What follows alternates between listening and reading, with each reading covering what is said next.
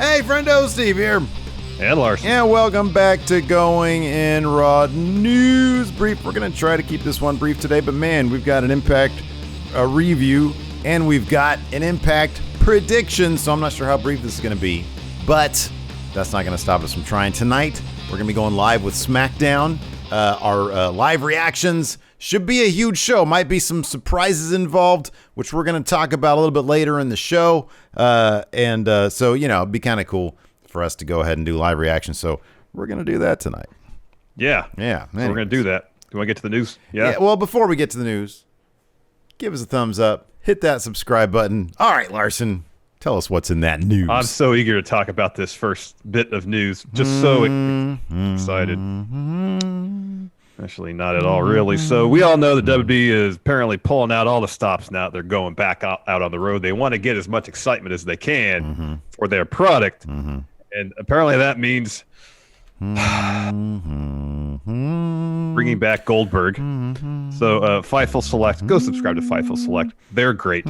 Are reporting that Bill is apparently set to appear on next Monday's Raw to start setting up a match between himself and Bobby Lashley for SummerSlam, of course. As with all things WWE, plans could still change, Fightful Select notes. And I understand that, yes, there is maybe still something resembling a Goldberg rub that someone can receive by beating him, even though I think he's lost every match he's had since defeating The Fiend at one of the Saudi Arabia shows. Yeah. But what I really want from my professional wrestling is compelling stories and good matches, and Goldberg doesn't really deliver on either count these days. So I know it's possible to make a case why this is good. I'm just not interested in seeing it. I am, because of what Big E said, big men slapping meat. I actually appreciated Goldberg's match with Drew McIntyre in that it shows us that the WWE is serious about whoever has the title at the time, and given this win to Bob Lashley, I think is tremendous for his career, for his legacy. It shows that he's really the guy, after all these years that WWE has invested in, that they think that he's the guy going forward, and it only increases his value. The match will be quick. It'll cater to both men's strengths. Goldberg's strength is basically his entrance at this point, but also it is a big rub for Bob Lashley. Is it going to be a compelling match? Of course not. But that's not what Goldberg's around for. So yeah, man, I was pretty hyped when I saw this. I was like, oh, that's cool. They're doing this for Lashley. That's fantastic. If this is the match that Big E wants for himself, then it's the kind of match that I think these guys want. So I'm all about it, man. I think it's terrific for them. Yeah, the only way I'd be interested in Goldberg coming back is with a match for Big E. Otherwise, not interested. Why is that the difference? I'm just curious. Just because I know that's something Big E really wants, and I'd be happy for him to get his dream match. You don't think this is something Lashley would want? Oh, maybe. I don't think he's ever publicly said it, at least that I'm aware of. And if he does, I mean, I'm happy for him. I'm just saying personally, I'm just not really interested in seeing Goldberg wrestle anymore. Unless it's with Big E. Yeah. Okay. And that's because I know Big E really wants that match. And that moment where he talks about it is one of the best moments in all of podcast history. It's outstanding. I'm down for Goldberg versus Matt Riddle, Big E, and I'll be honest, I'm sure Bobby Lashley would love to have this match. So I say go ahead and do it. I think it's fantastic. Also fantastic, fans coming back tonight for SmackDown and in perpetuity, hopefully. So, of course, we're going to get new set, apparently. So this is what happened. Along with fans returning to WWE programming tonight, we're apparently getting new sets for both Raw and SmackDown, and WrestleVotes has some details on what we can expect. They say this being told the new entrance stage is set up in Houston, Planet Houston. It looks like a giant Tron, but will be very impressive for the fans watching at home. Also, hearing the same set, possibly with a minor difference, will be used for both Raw and SmackDown. So we're not getting new sets, Larson. We're getting there's an image floating around. Getting a new set of what apparently was purported to be the new set. Yeah, I mean it shows a giant Tron. So it's just all Tron. Yeah, I like construction. I like 3D. I like stuff that looks tactile. You can see it. I like Well, you can touch SmackDown's Tron, old. you know. I like It's not a hologram there. I like SmackDown's Rawgate set before, man. That was the cool stuff right there. They had a bunch of lasers shooting out of those little that arches was they so had there. That was cool. neat. That I don't mind a giant Tron, an overwhelmingly large Tron. If they do something cool that like project, like they do with those rides you can go on like Universal, like the old Star Wars one or the Back to the Future one. If they really get some cool stuff to be on the Tron, like you know what it is? Yeah. Remember they used to set up in the parking lot in the mall? They do that theater where it's the roller coaster. Yeah, right. First person. Yeah. That would be interesting. Yeah, exactly. Yeah. Every match, but here's the thing: the WWE's like their Videotrons are just not that compelling. No, they're Nobody not. really does compelling Trons anymore. The only person who has a compelling Tron is like Best Friends because it's a bunch of stock footage of various like silly things, Bunch of random stuff. Yeah. Right, but otherwise nobody. I mean, at least with AEW, they'll show like highlights, like Jericho comes out, he's got a cool song, and it shows a bunch of Judas effects. But like the WWE is just like I mean, WWE usually the wrestler's name with some sort of little motion effect on it. That's it. Like, and sometimes when it's really bad, the worst one was Zack Ryder and Brian Myers, Kurt Hawkins. Yeah, it was their logos for their names. They would just cross over each other. It's like the laziest thing. So it's like, it. why are you doing that? I mean, I'm sure. I don't know. I want something. Even the skateboard ramp had like a curve to it, so like Kevin Owens could do something cool off one episode of Raw. Yeah, that was pretty cool, though. I was kind of disappointed. I'll be honest with you. I was like, oh, that's like, it's like, okay, so what? I know they probably didn't purchase Thunderdome LEDs, but it's like, hey, let's just go all in on LEDs. I don't know. It's just my own personal predilections. I like construction. You like stuff. I like stuff, man. Yeah, stuff you can interact with. Absolutely. I like stuff. You like stuff. I like stuff. I like The Rock. I like The Rock also. Here's the thing. I never got my massive Rock. TV when I moved, so I'll take WB giving me a massive TV. Oh, yeah. See, I'd rather see what you did get. In my piano. I'd rather see what you did get in a piano, like on stage. See, that'd be cool. Somebody walks by, tinks with some keys right there. They play a couple notes from their theme on the piano. That'd be good. That'd be great. That'd be good. Anyways. So I was trying to shoehorn a segue earlier by talking about The Rock. What's the latest on The Rock plans, Larson? So The Rock, WWE apparently really wants The Rock coming up for a WrestleMania match against Roman Reigns. Dave Meltzer over at Wrestling Observer Newsletter has some details on, I guess, the discussions or plans and all that. That's what he had to say. Quote, one idea has been talked about as the goal is Reigns and Rock in Dallas for the 2022 Mania is that if concessions have to be made regarding Rock and movies and injury fears, then that they do Reigns and an Uso versus Rock and an Uso, so Rock can be protected from doing too much, and it keeps it all in the family with the idea, and Rock and Reigns as who is really the tribal chief. Obviously, the singles match is preferred match, but any involvement of Rock is preferred over him not doing the show. Well, yeah, but yeah, I mean, dude, the way it's funny because there are various varying physiques for like professional wrestling, for baseball, basketball, football, movies. I mean, for action movies, for action movies, I would assume it's mainly just aesthetics. It's like, hey, I'm not really going to worry too much about, doing the physical stuff because they have stunt guys and CG for that stuff. So it's like, let's look as huge as I can, but that's going to be a liability when you get in the ring because how functional that is in the world of pro wrestling. Yes. Yeah. So I would think the less that he does is going to be more. I mean, I don't know. That's cool. I like the idea of like a Reigns and an Uso, Rock and an Uso. As long as they keep it all like story related, I think it's great. Yeah, exactly. Seeing The Rock interact with the Usos is cool too. So whatever. I like this storyline right now, and I think it's a pretty cool deal if they were able to get The Rock involved. So I'm cool with whatever they do with him. Yeah, another I guess potential upside with this is if in WWE's mind, if The Rock comes back, and I mean if it's Rock and Reigns in the ring. The Reigns has to pin The Rock. It has to happen. That's the story. But they might not do that to protect The Rock for whatever reason. And then Reigns could pin, I guess it'd probably be Jimmy, who's tagging with The Rock. Mm-hmm. And that way Roman's team gets the win and The Rock doesn't need a pin.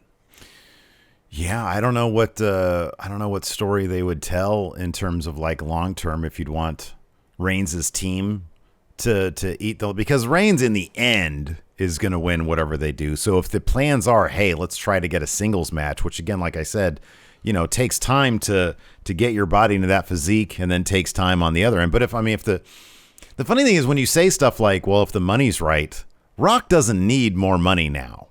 Like that dude he's got all the money, like with all of his endeavors.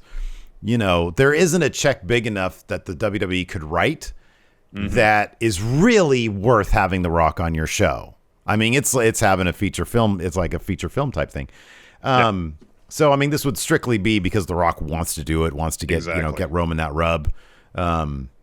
So, yeah, I don't know. It'll be interesting to see. It'll be interesting to see what they do.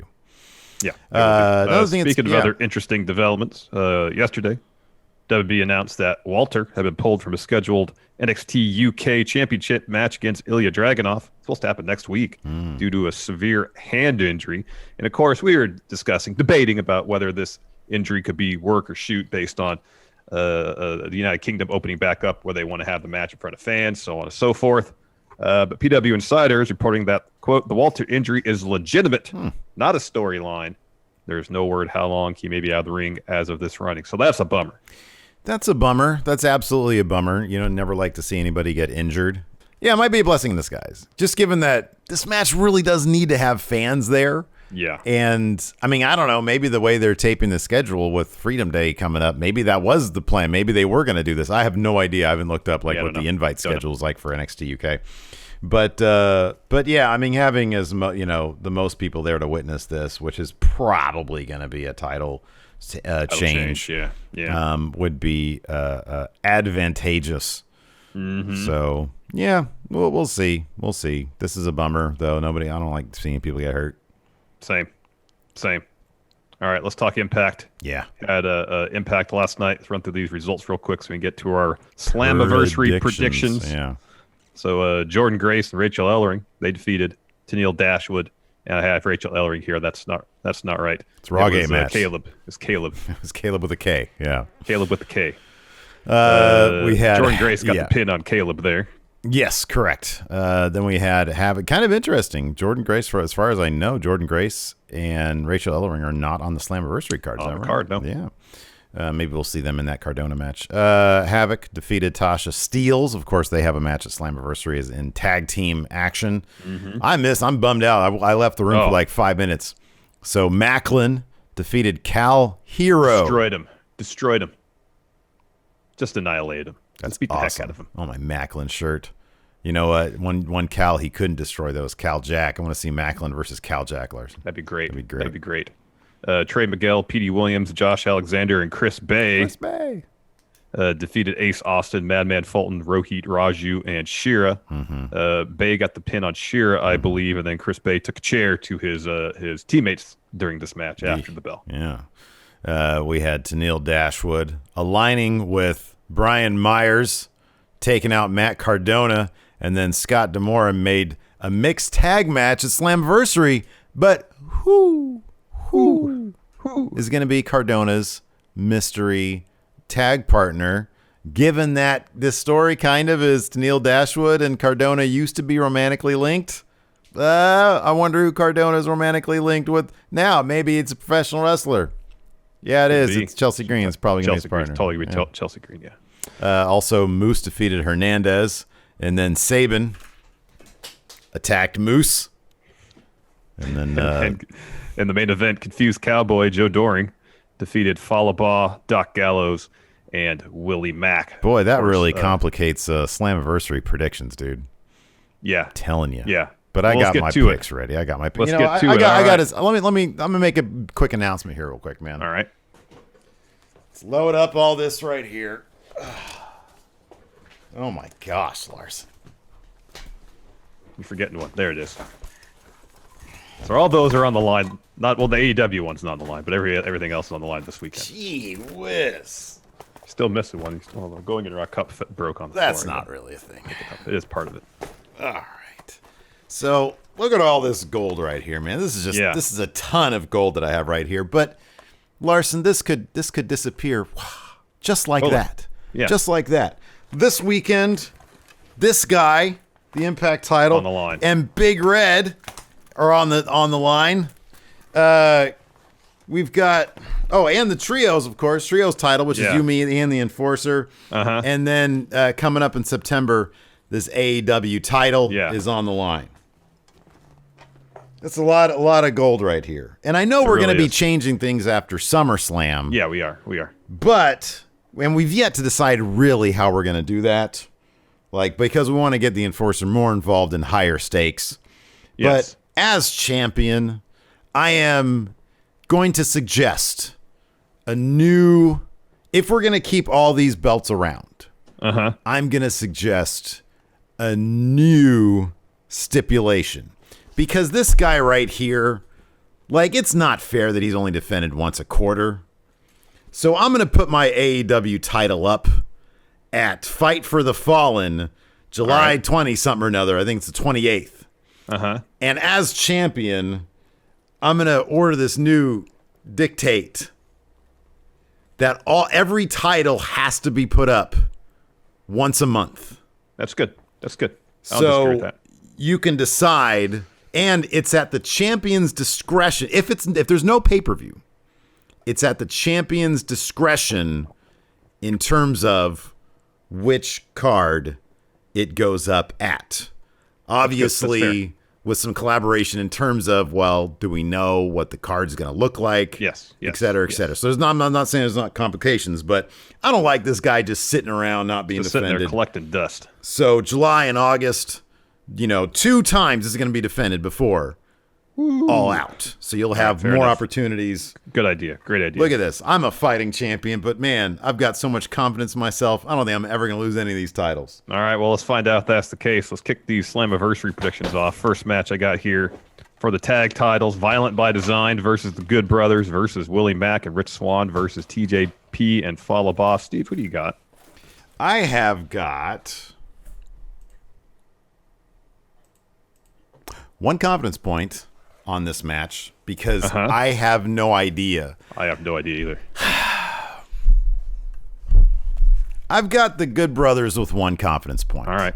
It feels like the story that they like right now is sort of Violent by Design versus the Good Brothers, apparently, because like that was the main standoff here was Doring and Gallows. Yeah. They were the ones that were really trying to go after each other. If Willie Mack and Rich Swann weren't like just professional losing wrestlers at this point, I would say that they had a good chance because you want to pop the crowd. Yeah. But there's no way in hell I'm ever going to bet on Willie Mack and Rich Swann. Until I see them win something, I'm not going to bet on them. TJP and Fallah Bahh, I think, are actually a really good, way to pop the crowd too, because people really love Fallah Bahh, and he ate the pin in this match. But they're also kind of an afterthought, and they're thrown together. Doring stood so tall in this Violent by Design at the end of this match here that it leads me to believe they're going to put it back on the Good Brothers. So but 1 confidence point. I have no confidence in this whatsoever. Yeah, I have no clue either. It doesn't feel like Willie Mack and Rich Swann or TJP and Fallah Bahh really have strong stories as it relates to the tag titles. They're very much bystanders, yeah. Yeah, it is. It is all about Violent by Design, the Good Brothers. But even with the Good Brothers, they're kind of occupying this weird space where they kind of work for 3 promotions right now. Yeah, right. Not that precludes them from being tag champs, but they got a lot of other things going on. So I'm I know Confused Cowboys stood super tall. So the match should indicate that they're losing the belts. I got Violent by Design 1 confidence point. Okay. Just because I don't know where else they would go with this unless they retain. They're obviously pushing them pretty huge. You and I are on pretty much the same page here, just with the exception of, which way are they going to go. Yeah. What about the Enforcer? He's got Willie Mack and Rich Swann. Yes. 2 confidence points. Wow. That's great. He's probably right, too. I'll be honest. He's probably right. Entirely possible. All this losing they've been having him do. But my gimmick so far has been taking the W's out of their name. I can't bet on them now. Yeah. Next, we got Ed Edwards. Yeah. Versus W. Morrissey. The Enforcer's got Morrissey with 6 confidence points. I got Morrissey with 7. They're giving this dude a massive push. Keep on heading north because Steve's got W. Morrissey with 8 confidence points. Oh, all the confidence on W. It's Morrissey. not. It's this match, and then I know you got 8 on, and that's a smart pick. But I feel like where they're heading with Morrissey and where Ed Edwards is a bigger gulf than the one that you probably have 8 on. But let's continue on. Let's continue. So Matt Cardona and probably Chelsea Green taking on Brian Myers and Tennille Dashwood. Who do you got, Steve? I mean, did Chelsea Green have like a cast at Ring of Honor? I believe so. I mean, or a brace or something on her wrist. Cardona, I got Cardona and Green here. Although I'm once again betting against Tennille Dashwood is probably a bad move on my part. But if Chelsea Green's come back, she's not losing. Yeah, well, and also her name wouldn't be Chelsea Green; it'd be Laurel Van Ness. So we have to pay a little respect to that. But yeah, I mean, it should definitely be Chelsea Green, and they totally should win because it's also a huge crowd pop. So Brian Myers is going to eat the pin. So yeah, Cardona, I got 4 confidence points. 4. All right, I got 3 on Cardona and Green. I'm fully confident they're going to win. Mm-hmm. Just more matches have to be more confident in. And then Enforcer also has Cardona and Green 5 confidence points. Okay, yeah, that sounds right. Next, Moose versus Chris Sabin. Enforcer and I complete agreement. Moose 8 confidence points. Yeah, I've got 7 confidence points on Moose, only because I feel like the W. Morrissey match is essentially a jobber match, and they like Chris Sabin, but there's no way that Moose just re-signed, and he's probably going to take that title off Kenny Omega. So yeah, it's Moose with 7 confidence points. Totally Moose. Next, for the knockout tag titles, Fire and Flava taking on Havoc and Rosemary. Who do you got, Steve? I got Fire and Flava with 3 confidence points. They just did the thing where they had the titles taken off them for a second and then put them back on. I don't think they're going to do that again. They're going to be sort of your consummate knockouts tag champions for a spell. So, and Havoc and Rosemary's basically thrown together. I got Fire. They are basically a thrown together tag. Yeah. You had 3, you said? Do I have 3? What did I have 4 on? I had 4 on. Yeah, I got 3 on this. Yeah. 3. Okay. I got Hogan and Steels 5 confidence points. I mean, Havoc pinned Tasha Steels on Impact last night. Math seems to indicate Havoc and Rosemary are taking that loss. And then Enforcer's got Fire and Flava 4 confidence points as well. Ultimate X match. This should be a good one. This should be great. Yeah. Josh Alexander versus Trey Miguel versus Chris Bay. Chris Bay. Thank you. Ace versus Ace Austin versus Maple Leaf Muscle versus Rohit Raju.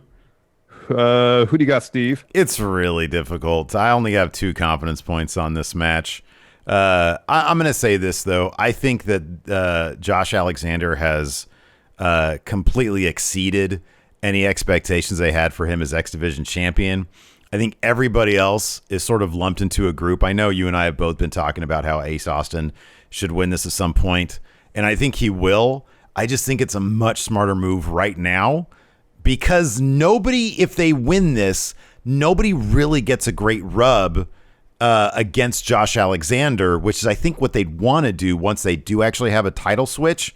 So I think that it's more impressive for Josh Alexander to win this and continue a really stellar X Division run. However, it could go any single way. So that's why I only have 2 confidence points, but I do have it on Josh Alexander. Complete agreement. I got Josh Alexander 2 confidence points. He just won that belt not that long ago. It seems like they're intent on giving him a serious push. And right now, if he's getting the push with the belt, it's got to be the X Division belt. So yeah, Josh Alexander 2 confidence points. Enforcer has Josh Alexander with 1. Okay. Next up, Deonna Purrazzo defending the Knockout Championship against a mystery opponent. Ooh. So the Enforcer is going with mystery opponent. Opponent. 3 confidence points. Okay. All right. I look at the landscape and I know it would be an Impact thing to do to give it to the mystery opponent. I just don't see it being Deonna Purrazzo. For one thing, I had mentioned this the other day. She's got a title versus title match, I think, or at least a champion versus champion match coming up at Triple Mania. No, it's title versus title. It is title versus title. She's about to be the AAA, whatever, the women's champion, I guess it would be.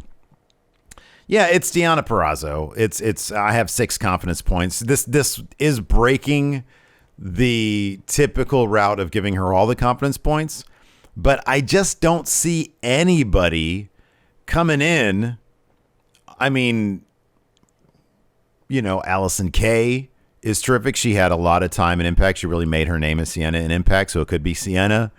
It could be Mickie James. Could be Mickie James. Yeah, absolutely. There is a rumor now that Impact and NWA are going to have like a talent exchange working relationship, and Mickie James obviously showed up on NWA recently. Nicole, that also maybe Thunder Rosa.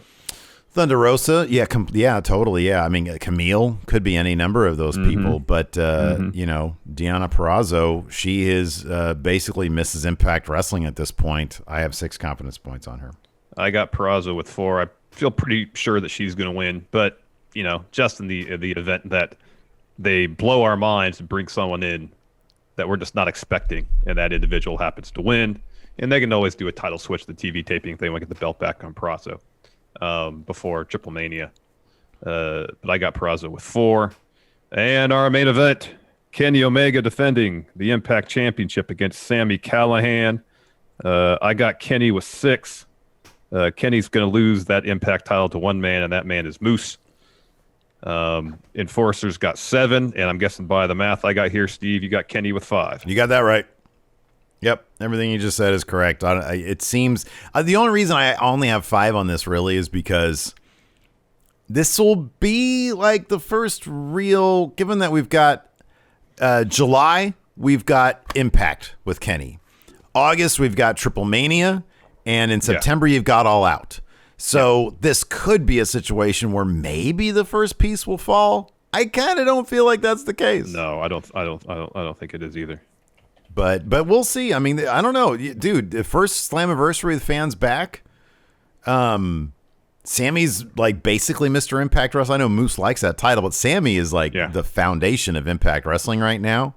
I wouldn't be shocked. I'd be like, oh wow, so that's the route they're going to take. Then you got to think Andrade is a shoe-in to win the Mega Championship next month, and et cetera, et cetera. And then the AEW Championship is going to be the last desperate thing that Kenny loses. But no, this is going to be Kenny Omega, and then they'll probably circle back around to Moose. Yep, totally. There's SmackDown tonight. Don't know if you're aware of that. Apparently, people are going to be there, like fans. There's going to be actual people there, yeah. Actual people there. So this is what we got announced so far. Edge and the Mysterios on this to throw down with Roman Reigns and the Usos. Ooh, 6-man tag team action. Bianca Belair battles Carmella for the SmackDown Women's title. And then we got Big E, Kevin Owens, Shinsuke Nakamura, and Seth Rollins colliding in a fatal 4-way match. Also, this will give us some indication as far as math for potentially the Money in the Bank men's ladder match. You'd like to think so, but they're not going to decide until well after we've made our predictions. Oh, probably. Vince won't decide until Sunday morning who's winning that match. It might be like the match before Money in the Bank that he's like, he pulls somebody aside, hey, you're winning. And that's when they'll have decided, during the show. Entirely possible. So now we're basically done with the show, okay? We've got a spoiler, potentially, for tonight's SmackDown. And I'm glad that we're doing a live reaction because this is pretty cool. So it involves an NXT. So you guys can stop the video now if you don't want to be spoiled by potentially a big deal, an NXT huge star showing up on SmackDown tonight. So feel free to just hit that forward button, go to the next video. We've got plenty of great videos to choose from. WrestleVotes is reporting that their quote, hearing tonight's SmackDown will be too sweet and for everyone. Larson, that would, and a bunch of X's after that, which would seem to indicate that the real rock and roll of Finn Balor is going to be showing up at SmackDown tonight. Very exciting. Very exciting. Hopefully it's not babyface smiling Balor. Hopefully it's the Prince. God, I hope so. That'd be so irritating otherwise. Who's the IC? Oh, it's Apollo's the IC champion right now. Mm-hmm. Maybe like a Big E thing with well, now they want him to win. Yeah, I don't know who they're going to do. I don't know. Anyways. I don't know. It's pretty great though. I love it. It is pretty great. Finn Balor. Anyway. Yeah, he's good. He's real. Man, what about Balor versus Rollins? That'd be great. That's what the Universal Championship, the first Universal Championship was for? Oof. Good stuff. Anyways, Anyways, yeah. Thanks everybody for tuning in. We appreciate it. Hopefully we'll see you tonight for a SmackDown live watch along. Friendo Club channel. Friendo Club TV members, Patreon, YouTube, Twitch subs. We're going to be playing some GTA today around 3 Pacific, 6 Eastern. So you can hang out with us and play some GTA. It's a lot of fun. Thanks for watching, everybody. Till next time, we'll talk to you later. Goodbye.